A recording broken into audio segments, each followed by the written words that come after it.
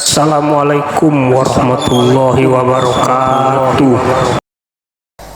Nah, nanti terapan yang paling sederhananya yang tadi saya contohkan, datang dengan su'ul adab. Di antara su'ul adab apa? Su'ul akidah, dengan berkeyakinan bahwa ustadz itu udah salah duluan, kiai itu sudah nggak benar duluan, belum nanya sudah menyimpulkan. Nah, ini juga bahaya. Kemudian su'ul khuluq, ya sudah buruknya pekerti, ya adabnya hilang. Kalau sudah khuluq, ke perilaku, ini keterapan bagian tubuh. Nah, biasanya ini tergantung budayanya masing-masing. Misal kalau di Timur Tengah, syekh dengan murid itu keakrabannya ditandai dengan budayanya yang khusus. Misal salamannya biasa, tapi kadang kepalanya dicium begini, ya. Termasuk kalau ada orang tua yang sepuh, misalnya perempuan, kelihatannya soleh, bagus, anaknya baik, itu yang orang tuanya yang sudah sepuh, yang sudah tidak haid lagi, sudah menopause, mohon maaf, yang sepuh, itu datang ulama itu bisa cium kepalanya begini. Di Timur Tengah itu sudah adat, ya. Datang murid laki-laki, pengajar laki-laki, murid datang ke akraban, ya, salamannya mungkin biasa begini, tapi kepalanya bisa dicium, bisa dipeluk, bisa salaman sambil pipi kanan pipi kiri, gitu kan. Itu tradisinya sebagai adab, khuluq. Di kita berbeda. Ada yang di kita itu ulama mengajarkan kita dengan adab yang luar biasa, dan itu punya sanad tersambung sampai ke Nabi. Salah satunya apa? Cium tangan. Nah, itu diantara khuluq, adab, dan itu ada sanadnya. Nabi keluar dari masjid, para sahabat mengejar Nabi, kemudian mencium tangan Nabi sallallahu alaihi wasallam. Bukan karena konteks kemanusiaannya, bukan, karena kemuliaannya, ketakwaannya, karena adabnya, dan dengan adab itulah mudah ilmu diterima. Jadi kalau khuluq silahkan terapkan di tempat masing-masing. Anda ke Timur Tengah, ketemu syekh Timur Tengah, cium tangan begini, dia tidak terbiasa, dia akan katakan jangan cium tangan begini, peluk aja, karena adatnya begitu, ya. Di kita mungkin berbeda, begitu ketemu dengan guru misalnya, syekhnya, dia cium tangan, adabnya seperti itu. Nah, mesti belajar sampai ke situ. Saya ngeliat ada beberapa konten tuh yang tidak tepat. Adat di Timur Tengah dibawa diterapkan ke sini dalam konteks khuluq, nggak sama, sehingga menjadi suul adab. Ketemu kiai, ini orang ngaji juga belum pernah, baca Quran belum lancar, andalkan terjemahan. Ketemu dengan ulama yang sangat luar biasa, kiai besar dan sebagainya, salaman pengen begini. Anak kebayang nggak? Anak TK, anak SD diajarin salaman begini kepada orang tua yang di atasnya. Kan di adat kita tidak masuk. Al-adatul muhakkamah di usul fikihnya, tradisi itu menjadi hukum sepanjang dipandang baik oleh agama. Tuh. Syekh Sudes waktu ketemu seorang khattat, penulis mushaf Quran, itu tangannya dicium oleh beliau, karena tangan itu digunakan untuk melayani Al-Quran. Sanadnya ada. Nah, jadi jangan berdebat pada sesuatu yang remeh, yang tidak penting. Wah, ini nggak ada dari Nabi salaman begitu. Bukan mengkultuskan, itu adabnya kok. Khuluq. Jelas ya? Halo, kenapa pada diam begini? Ya? Jadi sanadnya ada, hadisnya ada, prakteknya ada, dan dilihat juga bagaimana kearifan lokalnya yang dibenarkan oleh agama. Jadi ini bukan perkara, agama tidak mengajarkan dunia. Bukan. Coba adat Timur Tengah pakai di sini, belum tentu diterima. Ya, ada kiai ngajar, habis itu cium nenek-nenek di belakang, dihujat dia habis tuh. Ya kan nggak sama. Anda pakai sarung di sini ngaji, bagus. Pakai sarung di Libya sana, subuh itu disuitin sama orang. Karena cuma baru dua kategori, subuh pakai sarung. Yang satu baru nikah, yang kedua baru disunat. Ya kan? Nah, sama juga kan, tidak semua Anda pakai jubah. Bapak yang direktur nih, direktur Pak ya, nanti besok hari Senin bapak ke kantor pakai jubah tuh, penilaian pasti beda kan? Ya di Timur Tengah biasa ke kantor pakai jubah, biasa ke pasar pakai jubah, biasa pakaiannya demikian. Sama juga ada adat-adat perilaku, masuk ke majelis ilmu bagaimana, ada yang diatur, ada yang sesuai tradisi yang dibenarkan oleh agama, itu nggak ada masalah ya. Jadi anak kecil, anak-anak bapak ibu ajarin aja, ajarin ke orang dewasa salaman, anak ke ibunya cium tangan, ke bapaknya cium tangan ya, ketemu orang dewasa cium tangan yang baik. Kami di sekolah dari KB diajarin tuh, tangannya dua begini, pegang yang bagus, cium begini nah, sebagai tanda penghormatan, dan niatkan untuk menaati Allah dan Rasul melalui orang tua ini, birrul walidain. Itulah adab ya. Jamnya hilang jadi nggak kelihatan nih, masih ada waktu, masih ya, kita ambil 15 menit lagi ya. Liyasduha bidzalika liqabulil ilmi wa hifdhihi wal ittila' ala daqa'iqi ma'anihi wal fahmi bi ghawamidhihi. Kenapa adab-adab ini penting dihadirkan sebelum belajar? Perhatikan dampaknya. Jika kita mampu mengadakan tampilan-tampilan tadi, membersihkan hati dari penyakit tadi, maka yang pertama liyasduha bidzalika liqabulil ilmi, supaya kita bisa memperbaiki hati dari awal untuk mudah menerima ilmu, wa hifdhihi, mudah menghafalkannya. Jadi kalau masuk belajar dengan hati yang benar, hatinya bersih, bagus, tidak ada penyakit-penyakit seperti tadi, yang pertama dianugerahkan oleh Allah kemampuan untuk menyerap ilmu dengan cepat, hafalnya mudah. Ternyata menghafal itu mudah, tidak susah. Saya ulangi, ternyata menghafal itu mudah, tidak susah kalau hatinya bersih.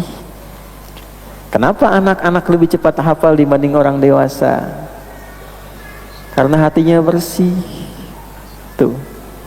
Bukan hanya karena mengukir, belajar di waktu kecil seperti mengukir di atas batu, belajar di waktu dewasa seperti mengukir di atas air, bukan hanya demikian. Karena banyak juga orang dewasa yang cepat hafal.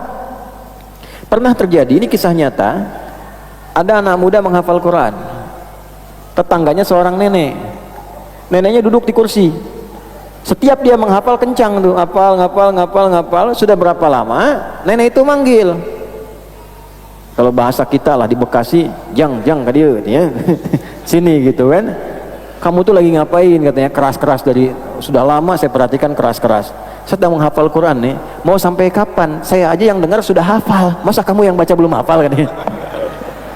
Saya saja yang dengar sudah hafal, masa kamu yang baca belum hafal? Nah, kebayang nggak? Perkaranya apa? Hatinya bersih. Nah, anak-anak ini nggak ada hasad sama siapa? Nggak ada anak kecil hasad, su'aqidah, su'khuluq ini. Dia nggak ada beban, main, nggak kepikiran awal bulan akhir bulan tuh dia nggak mikirin tuh. Pokoknya minta aja Pak, jalan-jalan Pak, mainan, dia bebas saja. Nah, karena hatinya itu bersih, lepas pikirannya, apapun mudah dia tangkap.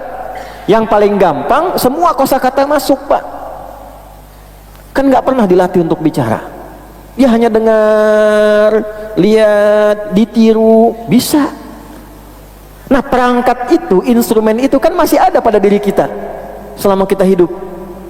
Kenapa kualitasnya bisa beda? Dulu waktu jadi anak-anak, kita kan pernah jadi anak-anak kan? Waktu jadi anak-anak kan kata-kata apa saja kan kita serap kan? Kosakata, perilaku, nirunya gampang. Sekarang kenapa jadi susah? Tadi apa ya? Saya lupa nih. Tadi loh, tuh kan? Barusan imam baca surat apa? Tuh, ayat berapa? Alhamdulillah.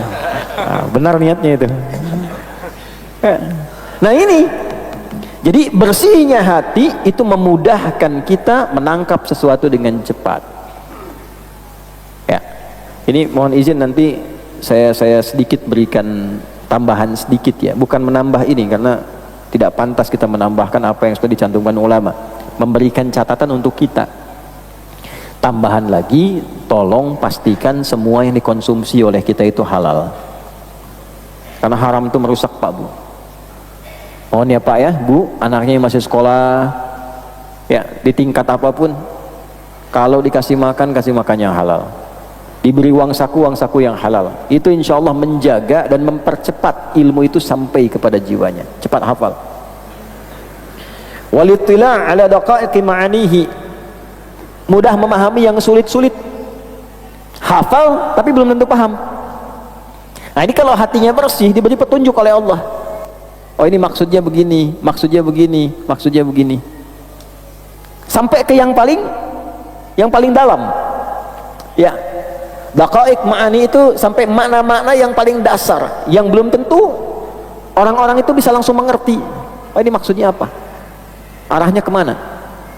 Contoh, apa di Al-Baqarah ayat kedua itu?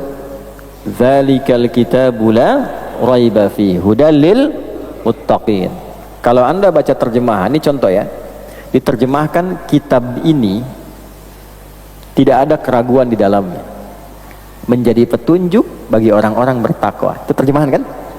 Anda hafal ayatnya, Anda tahu terjemahannya, tapi Anda belum tentu mengerti dengan detil kandungannya. Hatinya bersih, dipandu oleh Allah.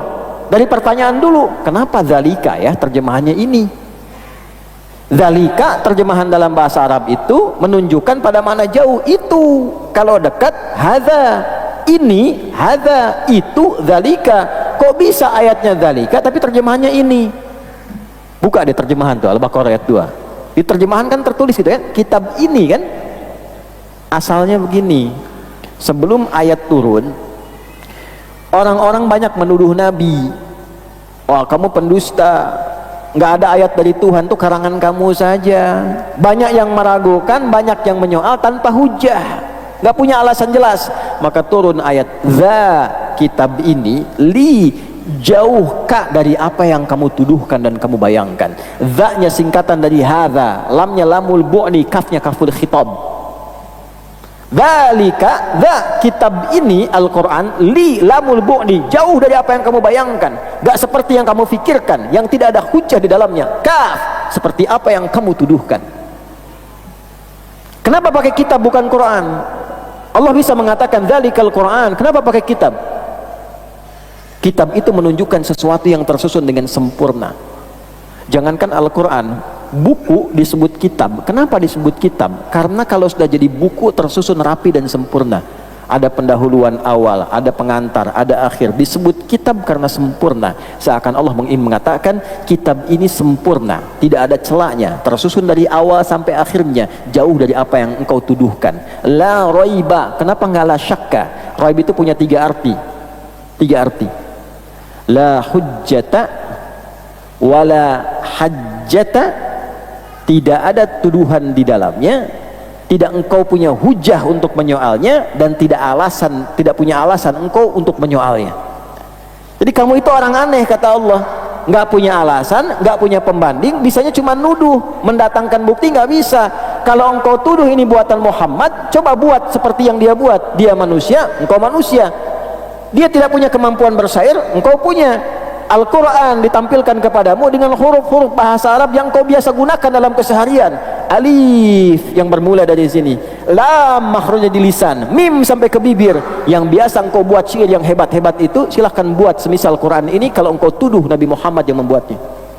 Bukankah dia manusia, engkau manusia?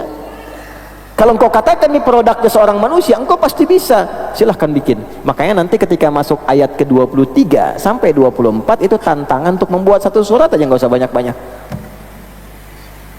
Jangan kepikir Al-Baqarah, Al-Kautsar kan pendek. Ya. Nah itu gambarannya. Nah ini daqaiq ma'ani. Jadi kalau hati bersih itu dibimbing. Ya, hudal lil muttaqin, kenapa pakai muttaqin dan seterusnya. Itu ada artinya. Semua harokat di Al-Quran sampai ke titik itu ada maknanya. Ada maknanya. Al-Quran intisarnya di Al-Fatihah. Al-Fatihah intisarnya di Bismillahirrahmanirrahim. Bismillahirrahmanirrahim intisarnya di huruf ba. Ba itu intisarnya di titik. Jadi kalau orang sudah lihat titik, dia bisa langsung ingat Allah. Kapan itu terjadi? Kalau hatinya bersih. Ya. Jelas? wal fahmi li ghawamidhi, dan penutupnya wal fahmi untuk memahami. Jadi ada hafal, ada analisis, ada pemahaman. Kuncinya apa? Hatinya bersih. Jadi yang samar-samar itu cepat paham nanti. Ya, kenapa ini Allah bacanya Allah ba'id? Kenapa di ini wajah tuh? Jadi tidak langsung menghukumi. Oh, yang wajah tuh ini NU, Allah ba'id Muhammadiyah, kalau enggak Persis, ya, Salafi dan sebagainya. Tidak begitu. Apalagi sampai bertindak yang tidak pantas. Ya, apa bertindak yang tidak pantas itu? Tidak tahu hadis menghukumi hadis. Itu hadisnya dhaif, yang ini sahih katanya. Ya, padahal dua-duanya sahih. Yang satu riwayat sahabat Ali bin Abi Thalib. Anda mau mendhaifkan sahabat Ali, Anda siapa? Yang satu Abu Hurairah. Wajah itu sering dibaca oleh Nabi SAW, khususnya dalam kesempatan sholat malam. Boleh dibaca dalam kesempatan sholat lain pun, khususnya sholat malam. Nanti rawinya sahabat Ali bin Abi Thalib, didokumentasikan di Sunan Abu Daud. Allahumma ba'id itu sering dibaca di kesempatan siang. Nih saya sampaikan sampai kedalaman makna ya, contohnya aja. Anda kalau beraktivitas itu banyaknya di siang hari atau malam hari? Siang. Jadi karena banyak beraktivitas, berpeluang banyak dosa kan? Ya? Allah. Karena banyak beraktivitas, berpeluang banyak dosa kan? Mulut yang banyak bicara, berpeluang banyak salahnya kan? Baik. Siang banyak keliling, mata kemungkinan banyak salah. Ini habis pengajian keluar lihat orang olahraga tuh, ya bisa salah tuh. Tuh belum lihat udah kebayang ketawa kan? Udah salah duluan tuh. Paham? Makanya kenapa dalam kesempatan siang bacanya Allahumma ba'id untuk mengoreksi kesalahan yang dilakukan selama beraktivitas itu. Allahumma ba'id baini wa baina khataayaya kama ba'adta bainal masyriqi wal maghrib. Ya Allah, aku mohon padamu, aku mengakui khotoya pakai ya kecil, aku mengakui sampai detik ini banyak salahnya. Maka aku mohon dengan sifatmu yang maha rahmat, jauhkan aku dengan kesalahan yang aku perbuat, seperti engkau jauhkan timur dan barat yang tidak pernah bertemu. Aku tidak ingin menatap lagi kesalahanku di hari hisab. Allahumma naqqini minal khotoya kama yunaqqal thawbul abyadu minad danas. Ya Allah, kalau itu begitu kotor seperti noda pakaian yang melekat di baju, mohon hilangkan seperti noda itu dibersihkan. Allahumma ghsilni bil ma'i wal thalji wal barad. Kalau perlu ya Allah gunakan air yang dingin pun tidak apa-apa, itu kiasan. Maksudnya dengan rahmatmu hilangkan semuanya ya Allah, aku memohon dalam salat ini. Ketika Anda ucapkan itu, ya kecilnya berfungsi untuk mengingat kesalahan. Anak salah pada ibunya, begitu dia salat baca ini dia ingat tadi salah, dia tobat, dia nangis. Istri dengan suami ada masalah, baca itu dia tobat, dia nangis. Baru baca iftitah sudah tobat, selesai salat, selesai masalah. Malam, inna nasyiatal laili hiya ashaddu wat'aw wa aqwamu qila. Ashaddu wat'aw wa aqwamu qila. Malam itu hening, lebih menyentuh, lebih enak untuk ibadah. Makanya saat bangun malam kita mengatakan wajjahtu wajhiya lilladzi fataras samawati wal ardh. Inna salati wa nusuki wa mahyaya wa mamati lillahi rabbil alamin. La syarika lahu wa bidzalika umirtu wa ana minal muslimin aw wa ana awwalul muslimin. Ya Allah, aku menghadapkan diriku pasrah di malam ini sepenuhnya padamu. Kalau selama ini sampai detik ini aku sholat, aku ibadah, aku hidup, atau engkau wafatkan aku di detik ini, aku pasrah padamu ya Allah. Mohon jadikan hidupku sampai wafatku sebagai hamba yang benar, dan kalaupun engkau beri kesempatan aku menjalani kehidupan setelah sholat ini, aku berjanji tidak akan pernah berbuat musyrik padamu, dan akan berjanji menjadi pribadi yang lebih baik lagi sebagai seorang muslim. Malam karena hening. Nah, untuk mendapatkan itu hati mesti bersih. Jadi perdebatannya bukan yang sahih yang dhaif, yang sunnah yang bid'ah, bukan. Di mana itu ditempatkan? Allahu akbar kabira di mana ditempatkan? Hamdan katsiran thayyiban mubarakan fi di mana ditempatkan? Kapan dibacanya? Dalam suasana apa? Kalau hati kita bersih, kita akan dibimbing mendapatkan itu. Udah. Jadi bukan bertengkar sunnah, ini dalilnya sahih, ini dhaif. Hafal hadisnya aja belum tentu. Kalau hatinya kotor nanti repot itu. Imam Al-Ghazali, wah ini banyak hadis maudhu, bid'ah ini. Allahu Akbar. Baca aja belum tentu. Ulama menggelarkan beliau Hujjatul Islam. Ihya Ulumuddin hadisnya lebih banyak daripada Sunan Abu Daud, 4.848. Dibagi. Apakah ada yang maudhu? Ada. Apakah ada yang dhaif? Ada. Yang sahih? Ada. Yang sahihnya banyak sekali, melimpah di dalamnya.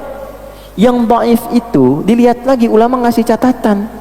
Yang maudhu'nya maksudnya apa? Diterangkan lagi.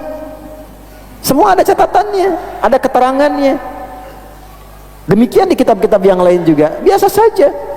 Karena ketika ulama menampilkan hadis maudhu, ada tujuan untuk diketahui yang ini tidak bersumber dari Nabi, tidak jadi panduan secara sanad, tapi secara matan kalau bagus amalkan, tapi jangan disandarkan kepada Nabi.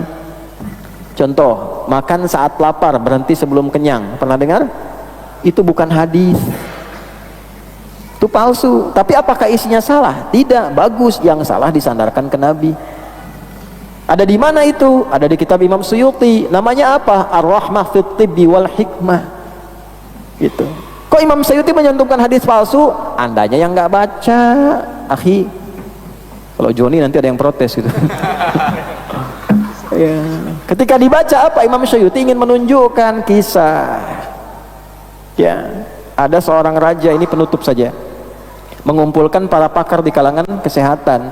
Kalau kita sekarang dokter, ada yang dari Romawi, ada yang dari Irak, Persia, dengan dari Sudan. Ditanya, saya pengen resep kesehatan yang tidak ada efek samping. Romawi mengatakan, oh Anda carilah satu bahan di pegunungan Himalaya, ada biji yang bagus, konsumsi itu. Yang Irak mengatakan setiap bangun tidur minum air hangat. Semuanya bagus. Yang Sudan diam. Ditanya yang Sudan, menurut Anda bagaimana, kenapa diam? Paduka, ini memang bagus, tapi efek sampingnya begini, begini, begini. Yang bagus menurut kamu apa? Saat Paduka merasa lapar, makanlah. Tapi sebelum Anda merasa kenyang, angkatlah tangan Anda dari makanan itu. Maka jadilah itu resep yang baik, dan disusun jadi kata-kata mutiara. Makan saat lapar, berhenti sebelum kenyang. Itu bukan hadis. Perbedaan umatku itu adalah rahmat. Pernah dengar? Ikhtilafu ummati rahmah. Pernah dengar? Hah? Sama juga. Hadis palsu. Dhaifnya tingkat tinggi. An-nadhafatu minal iman. Hadis palsu. Tapi apakah isinya palsu? Tidak. Yang salah disandarkan ke Nabi. Kebersihan sebagian dari iman. Iman kan mengajarkan kebersihan. Ya, betul kan? Kita wudhu kan kebersihan, bagian dari iman. Ya ayyuhalladzina amanu, ayatnya pakai iman, tapi Nabi tidak pernah mengatakan kata-kata itu. Jangan disandarkan ke Nabi. Anda bikin status tuh bagus, tapi kalimat Anda, jiwa yang tenang menghasilkan ibadah yang cemerlang. Bagus, jangan ditulis di bawahnya riwayat Imam Bukhari dan Muslim. Ya, itu salah. Atau tadlis. Tadlis itu menyamarkan sesuatu. Anda lagi kumpul sama teman Anda Bukhari, dia Muslim, ya kan? Riwayat Bukhari dan Muslim, maksudnya Anda berdua tuh disamarkan seakan-akan menjadi hadis. Itu tadlis, hadisnya mudallas. Orang Jawa dengan orang Sunda kumpul. Ya, ini kalau ngaji mustalah hadis tuh pada tahu semua ini. Jawa dan Sunda kumpul bikin contoh tentang hadis palsu. Dikatakan, ya, afdalud dahri bi faisil laili kucifa wa kurifa wa ubina hatta karusa udanguhu fa idza bukhila fadriba unuquhu talata marat hatta utiha, rawahu Syaikhan. Anda kalau belum paham fokus kan? Dua orang sepuh Jawa dan Sunda kumpul mencontohkan tentang hadis palsu. Afdalud dahri, dahar yang paling afdol, bi faisil laili, dengan pais lele, kucipa dikasih kecap sedikit, wa kurifa tambahkan kerupuk, wa ubina tambahkan abon, hatta karusa udanguhu sehingga terasa udangnya. Fa idza bukhila, apabila kebehelan itu keselak, faduriba unukuhu, pukulah punduknya, talata marat 3 kali, hatta utiha sampai dia muntah, utah. Rawahu Syaikhan, diriwayatkan oleh dua orang sepuh yang sedang duduk-duduk ini. Gitu ya. Maksudnya apa? Maksudnya riwayat-riwayat itu banyak bertebaran, untuk diteliti, ditampilkan mana kandungan dan kewaspadaannya. Tapi setelah tahu itu, bukan untuk memperdebatkan sehingga memutus silaturahim. Tunjukkan hati kita bersih. Mudah-mudahan Allah merahmati kita, meridhai kita, memberikan jalan yang baik untuk kehidupan kita. Dan yang paling penting saling mendoakan. Jangan sampai keluar dari masjid ini membawa kondisi hati yang tidak baik. Pulang perbaiki keadaan rumah tangga dengan baik, pulang, perbaiki keadaan hubungan sosial dengan baik, dan semoga Allah menjadikan kita termasuk golongan orang-orang baik. Allahumma taqabbal minna innaka antas sami'ul alim wa tub 'alaina innaka antat tawwabur rahim.